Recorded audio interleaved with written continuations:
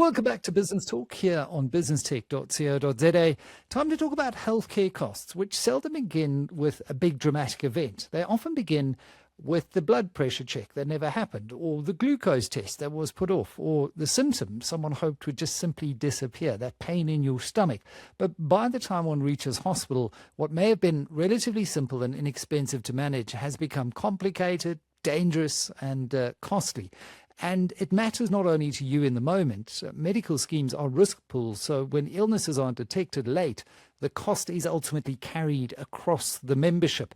The World Health Organization argues that early detection and treatment of non-communicable diseases can reduce the need for far more expensive care later on. Yet South Africa still has an enormous detection gap. So why are we still so much better at paying for illness than preventing it? Joining me is Dr. Wayne Riback, who's Chief Medical Officer of Medshield Medical Scheme. And Wayne, it's great to have you on the show again to talk about something that really is within our control here when it comes to our own health. When we talk about late intervention, what exactly do we mean clinically? At what point does an untreated risk factor become something that's significantly more dangerous and expensive to treat? So in essence, Michael, basically when we're talking about late intervention is in a simple nutshell, is that when someone presents where disease is already established, shall we say, when we say late intervention. So it's almost picking up someone with a disease once that disease is already manifested and they already start to get symptoms. And the minute you enter into that realm, you know that it's going to be far more costly to manage. So that's in essence what we're trying to say, because it's really the point of entry into the healthcare system when you're picking up someone. So the whole thing is almost picking them up there before they present with the disease, or at early stages within the disease. So when the symptoms are actually not that profound or not that evident. And that's what we're talking as far as late presentation goes. Yeah, again, and that's why it's so important, because screening and testing here can help you pick up something that may be lying undetected underneath. Most medical schemes already offer screenings of wellness benefits now. The peculiar problem is that many members just don't use the benefits they've effectively already paid for. Why is that?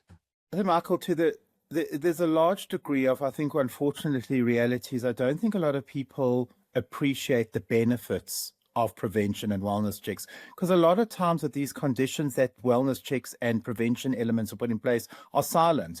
So someone could be sitting with, say, pre-diabetes, but often there's actually no symptoms, so they're not actually aware. So I don't think they actually fully, truly appreciate, number one, of the benefit and why they should be going for this prevention check, because they actually say, well, I'm feeling fine, I'm healthy, why must I worry about something that's happening down the line that's not affecting me? I think that's part of the problem. Then another part of the problem is there's also worry about cost and affordability, and how is that going to impact me, where, as you rightfully said, the reality, a majority of schemes, including Medshield, have very rich benefits as far as prevention and wellness checks and things to track their wellness. So in fact, it's actually not, it shouldn't be an affordability issue. In fact, if anything, it helps down the line by the early prevention. I think a lot of members maybe just aren't necessarily aware of it, or they think it's difficult to actually access it, which it's truly not.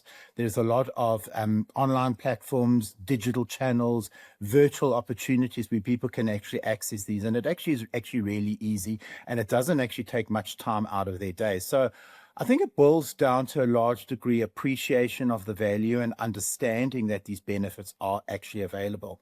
I think another part as well, and I'm not laying blame here, is that the medical professionals are also really busy, and they're not actually having that opportunity to drive wellness and prevention. And also a lot of the time people present at a medical professional, they've already got the disease. But I do think there's a responsibility as well that members can actually engage with their medical professionals and say, what can I do to prevent? What can I do to screen myself? What can I do in respect of wellness checks? So I think that also plays a part. Yeah, it's multifactorial, as you say. I think a big component does also come down to education and understanding, firstly, that this is paid for. It's covered in what you're already paying for in terms of your monthly contributions. And secondly, just how important it is to go for those regular screening and testing. Even though you may be feeling fine, there could be something underneath that you could pick up early. And often they say prevention is better than cure, and that There you you go. can treat things far more effectively if you pick them up earlier. Just talk to me about the impact that it has on the overall pool, though. I mean, how does this delayed healthcare seeking behavior affect the affordability of medical scheme cover, not just for individual members, but across the entire risk pool? So you actually just touched it on earlier when you say prevention is actually better than cure, and that's a reality. So how it affects, basically it all relates to the point of entry when someone goes into the healthcare system. So if you're doing preventional elements or screening elements or wellness, and you pick up really early and you don't pick up the disease, that intervention is actually is relatively low in cost, and you can actually manage that potential condition easily. It can be done in a primary care setting by virtue of a GP, even in a pharmacy where they've got nursing sisters online.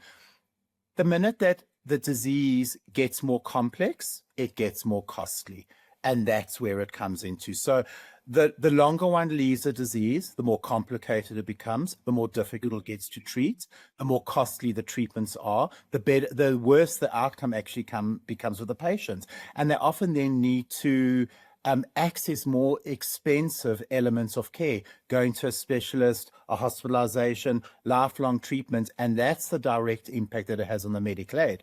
Because the problem that happens then is where you could have managed something on a relatively low cost base, you now are getting extremely high claim costs related to treating these conditions. And the reality is medical health insurance is like any insurance. It is an insurance. So the more you pay out in claims, the more costly claims you pay out to treat conditions, the more of a negative impact it has on the financial sustainability of the scheme. And how do you say, does it affect members and the actual pool, is unfortunately one of the issues that happens then is a scheme is forced to increase contributions to maintain that financial sustainability, and that hits a member's pocket directly. And that goes across the entire pool. So even though a member could be sitting here and saying, well, but it's just me, or doctor said it's just that person, I paid for my medical aid contributions, the clinical risk or the risk of treating these chronic conditions goes across the entire pool of the scheme. So it becomes something that affects actually every single member. So you could be sitting here without a chronic disease and someone else does, but that impacts, unfortunately, you're going to see the impact, even though you may not actually have the chronic disease. And that's the reality. Yeah, that really is. It's very much the butterfly effect in practice. I know Medshield has long championed preventative healthcare as part of your approach to member wellness.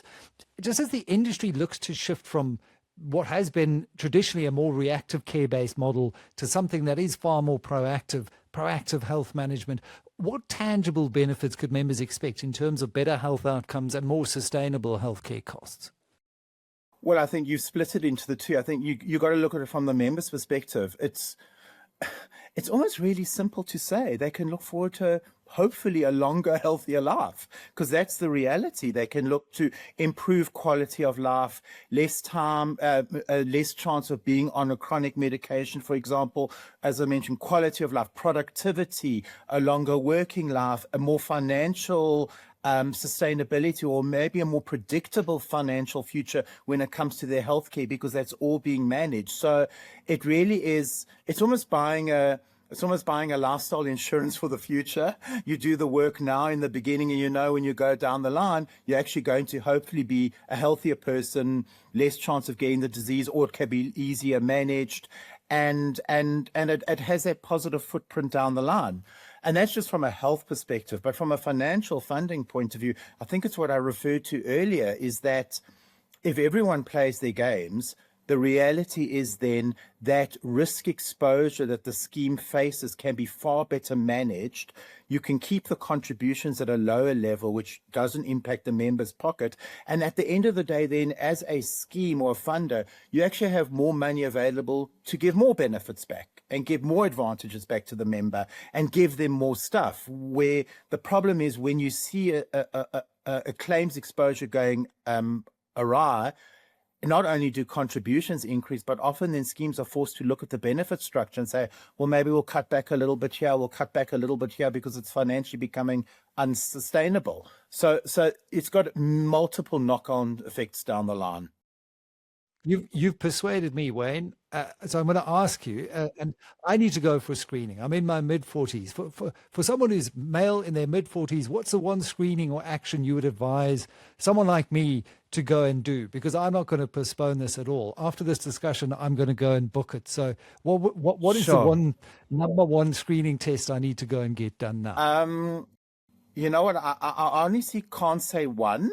I would say, as a guy in your mid-40s, you should look at things that are specific to a man, as well as things that are general as far as that age group. So first thing is picking up those chronic disease. So looking at your cardiovascular risk, go and have your glucose checked, ideally a fasting glucose. It'll give you an idea. Go and have your lipid, your cholesterol profile checked, and have your blood pressure taken.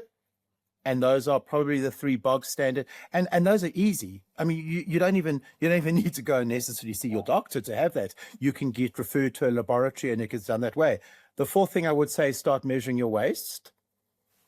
Waist circumference is one of the most important predictors that we have at the moment to develop what we call metabolic syndrome, which predisposes you to diabetes and hypertension. So measure your waist. For a man, it should be less than 95 centimeters, and you can do that every month.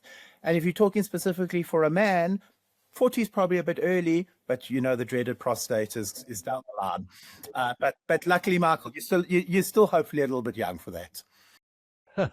Well, Dr. Wayne Riback, thank you very much. I think very useful advice in how we can all be very proactive, much more proactive in managing our own healthcare.